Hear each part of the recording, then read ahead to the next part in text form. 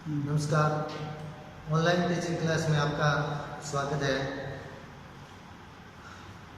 एएचडीपी के second year में subject है एनिमल न्यूट्रिशन, पशु पोषण, जिसमें टॉपिक होगा संतुलित आहार की गणना। पशुओं में जो आहार है, आहार की जो बताया गया भी आहार कितने प्रकार का है, ये पिछली क्लास में हमने पढ़ लिया था कि जैसे निर्भर राशन है, प्रोडक्शन राशन है, बैलेंस राशन है और आइडियल राशन है। ये चार प्रकार के जो राशन थे वो बता दिए। अब देखो जो संतुलित आहार है उसकी गणना कैसे की जाती है, जो संतुलित आहार है वो किस प्रकार है तैयार किया जाता है।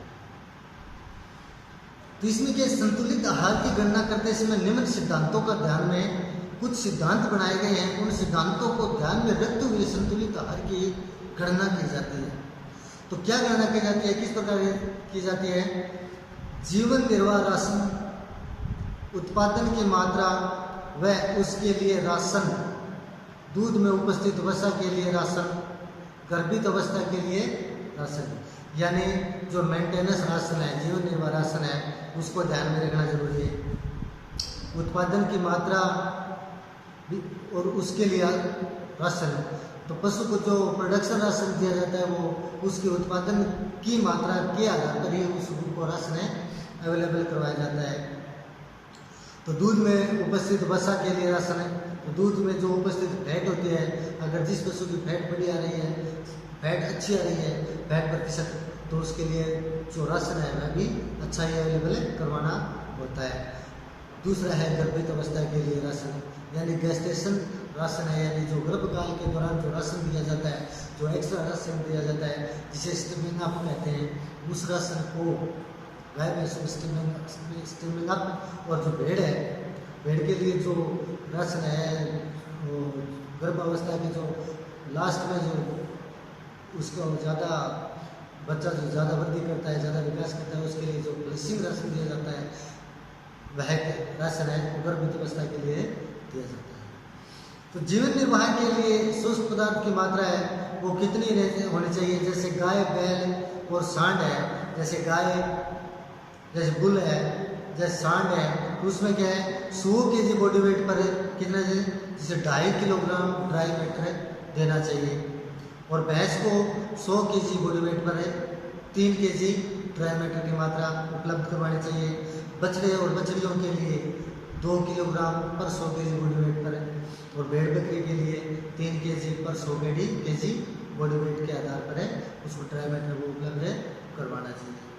तो दाना देने का नियम क्या है? तो संकर गाय, जैसे संकर गाय है, बैल है, भैंस है, सांड है, इसमें क्या है 1.5 किलोग्राम दाना वो प्रतिदिन उसको देना चाहिए।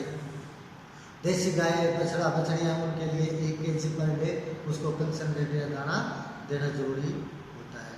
यदि पशुओं को हरा चारा अधिक मात्रा में जैसे बरसेम खिलाई जाए तो जीवन निर्वाह हेतु दाने की आवश्यकता नहीं होती है। जैसे पशु है, हरा चारा जिस पशु को आते हैं, विशेषकर बरसेम, रिजका वगैरह जो ज़्यादा पशु ज़्यादा खाता है, तो उसके लिए दाने की इतनी ज़्यादा आवश्यकता नहीं होती है जो सिंपल शुष्क चारा ड्राई मैटर जो खाता है उसके लिए। प्रोडक्शन राशन है, तो जीवन निर्वाह राशन प्लस अतिरिक्त राशन, जीवन निर्वाह मेंटेनेंस राशन तो उसको देते हैं, उसके अलावा उसको प्लस में अतिरिक्त राशन और देंगे, तो उन दोनों को मिलकर वो क्या होगा, क्या कहलाएगा?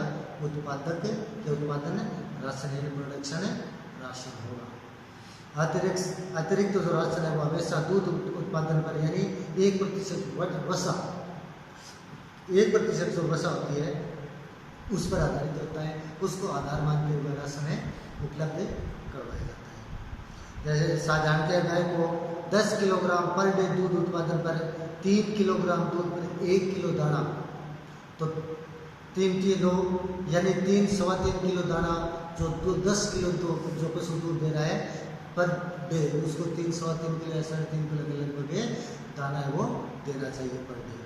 भैंस को 10 किलो बॉडी वेट पर 10 kg पर डे दूध उत्पादन पर 2.5 kg दूध पर क्या है, जिसको लगभग इसकी औसत आती है लगभग 4 किलोग्राम दाना।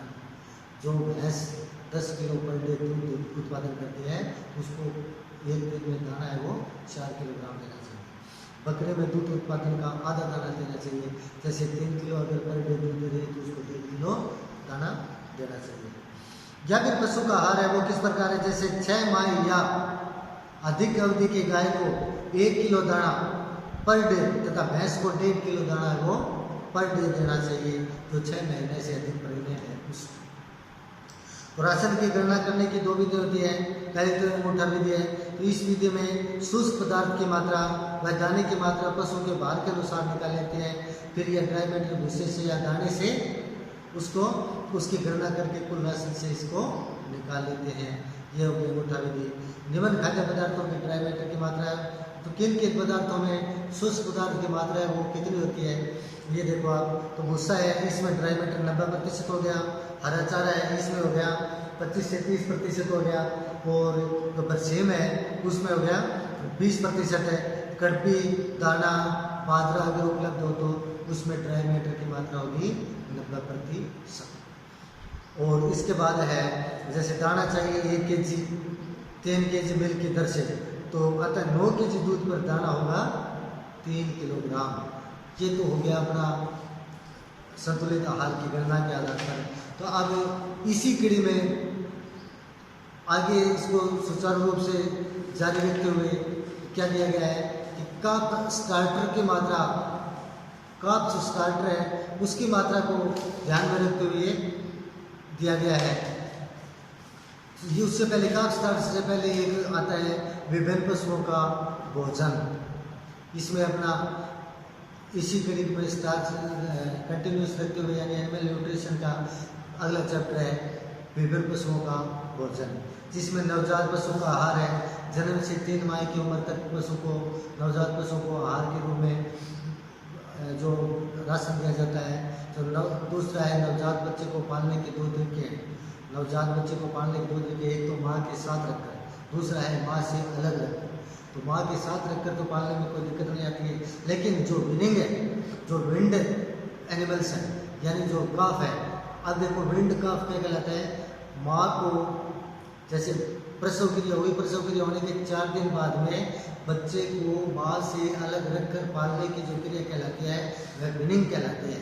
और ऐसे काफ को विंड काफ कहते हैं।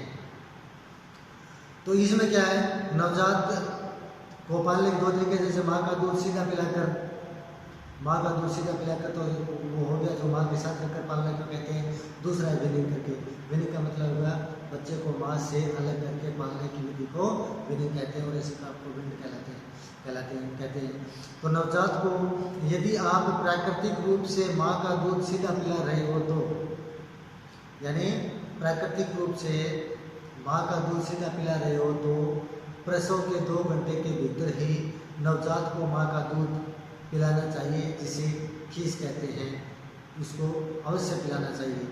तो बच्चे की उम्र है, संपूर्ण दूध यानी होल मिल्क है, कप स्टार्टर है, कितना देना चाहिए, अच्छी गुणवत्ता की घास है वो कितना देना चाहिए। तो नवजात पर ये एक सारणी दी गई है, इसके आधार पर क्या है, बच्चे के शारीरिक जो बॉडी वेट है उसके आधार पर उसके यानी उसके आहार को निर्धारण है, यानी आहार का निर्धारण किया गया है।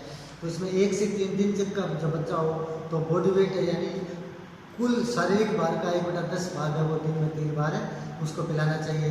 कप स्टार्टर नहीं देना चाहिए, अच्छी गुणवत्ता की घास में उसको नहीं डालनी चाहिए। 4 से 14 दिन के बाद में है, तो 4 से 14 दिन के बाद में बॉडी वेट का 1/10 भाग है वो उसको खीस पिलाना चाहिए, यानी संपूर्ण दूध है वो पिलाना चाहिए। कप स्टार्टर भी नहीं देना चाहिए, और अच्छी गुणवत्ता की घास है वो भी उसे नहीं डालनी चाहिए। फिर 15 से 21 दिन बाद में ये जो बॉडी वेट का 1/10 भाग है वो चालू रखना चाहिए, कप स्टार्टर संपूर्ण दूध, और जो कप स्टार्टर है थोड़ा देना चाहिए, और थोड़ी अच्छी गुणवत्ता की घास भी उसको खिलानी चाहिए। 22 से 35 दिन के बाद में 1/15 भाग बॉडी वेट का और 100 ग्राम कप स्टार्टर और इच्छानुसार अच्छी घास, अच्छी गुणवत्ता की जो घास है वो खिलानी चाहिए। 2 माह तक तो जब बच्चे 2 माह तक उम्र अगर हो जाए उसकी तो उसमें क्या होगा, बॉडी वेट का 1/20 भाग खिलाना चाहिए, और जो कप स्टार्टर है वो क्या होना चाहिए 250 ग्राम खिलाना चाहिए, और इच्छानुसार उसको अच्छी गुणवत्ता का जो घास है वो हरा चारा वो खिलाना चाहिए। 2 से 3 माह तक क्या है, धीरे धीरे कम करते हुए इसको जो संपूर्ण दूध है उसको बंद कर देना चाहिए, और जो काफ स्टार्टर वो 500 ग्राम देना चाहिए, और इच्छा अनुसार उसको घास खिलाना चाहिए। तो ये कोलेस्ट्रम है, तो कोलेस्ट्रम में क्या होता है, देखो कोलेस्ट्रम बच्चे को खीस 3 से 4 दिन तक शारीरिक वजन का 1/10 हिस्सा पिलाना चाहिए। इसमें प्रोटीन की मात्रा होती है 17%, जबकि साधारण दूध में प्रोटीन की मात्रा होती है 3.5% तक। इसमें एंटीबॉडीज, इम्यूनोग्लोबुलिन्स होते हैं, IgG यानी immunoglobulins M, immunoglobulins G, immunoglobulins A, जो आप पिछली कक्षा में पढ़ के आए हो। जो नवजात की अनेक बीमारियों से इनकी ये जो एंटीबॉडीज है वो रक्षा करती हैं। तो इसमें अधिक मात्रा में विटामिन A, D, E तथा मिनरल्स है। मिनरल्स में आता है कैल्शियम है, मैग्नीशियम है, आयरन है तथा फास्फोरस इत्यादि होता है, जो विभिन्न प्रकार की बीमारियों से लड़ने की क्षमता रखते हैं। यह दस्तावर होता है जिससे आंतों में उपस्थित मल, जिसे म्यूकोनियम कहते हैं, लेई कहते हैं, उसको आसानी से बाहर निकाल लेता है। इसके बाद आता है वीनिंग। वीनिंग का अर्थ आपको मैंने पहले भी बताया है कि वह काफ जिसकी उम्र 3 से 4 दिन, जिसको माँ से अलग रखकर पालने की जो विधि कहलाती है वह वीनिंग कहलाती है।